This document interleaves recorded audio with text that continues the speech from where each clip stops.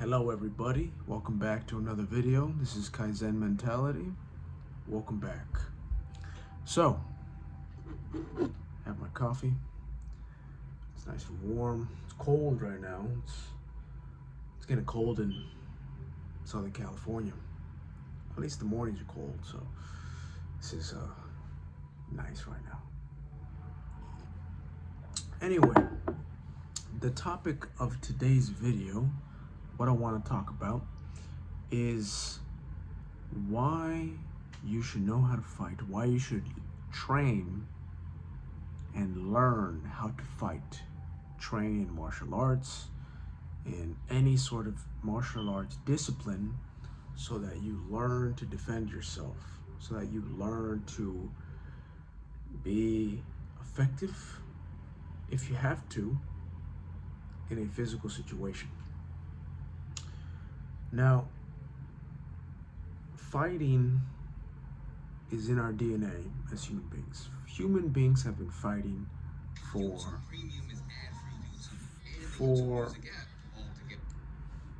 hundreds of thousands of years. As long as we've been around human beings, we've been fighting each other. And fighting has been a skill that a man needed to defend himself, to defend his family, to defend his tribe. Fighting was a skill that was of immense importance. And it was like that for the longest time. Now, in today's modern world, it seems like it's less needed now, and I guess in some ways, yeah, it is. You don't really need to know how to fight, because the likelihood of a physical situation happening is less now, depending on where you live. But generally, for most people, physical situations are less frequent now. But the thing is that anything can happen at any time, anywhere. And it is better to be equipped with the skills to defend yourself and to fight than to not have the skills and to be clueless and to panic and ultimately you possibly lose your life. So knowing how to fight can very well save your life and save someone else's life. So the history of martial arts, physical combat training, goes back thousands of years. Whole cultures have been built around the warrior archetype, such as, Spartans, samurais. So many cultures invested in this because it was vital for their survival. Now, what's the problem in today's world? What's the big problem in terms of training self-defense? The big problem today is that most people, most men, are out of shape, overweight, don't do any physical training, don't do any martial arts. Therefore, they are more likely to be a victim, to be more likely to be a target. And they're weak, they're unfit for potential dangers that can occur in the world, such as, being mugged, being attacked, things like this happen. Things like this happen in the world, where someone's going about their day and they're attacked. And if they don't have the skill of self-defense, then they are very likely to be a victim of that situation.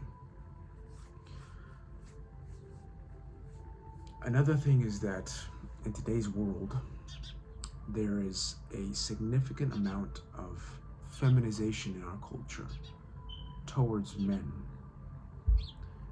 Men are being demasculized in a way. Like, we're being shamed for being a strong and capable man. And it's wrong, because in this world, you need strong men. You need men capable of violence, essentially.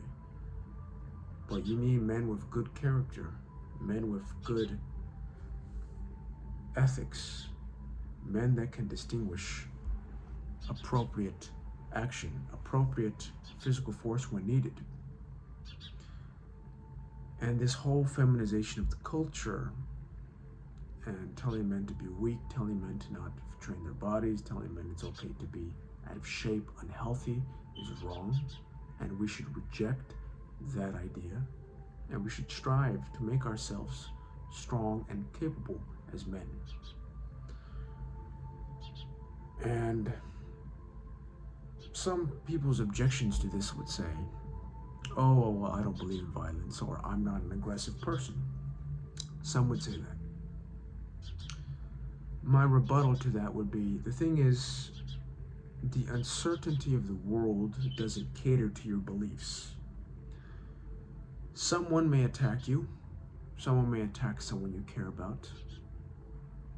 And if you are not capable of fighting back, defending yourself, you can die.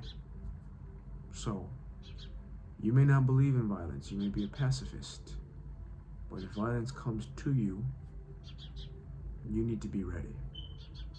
So don't weaken yourself by neglecting your fighting spirit, because we all have it in us. We all have a fighting spirit, I believe, that can be nurtured and built through training, through,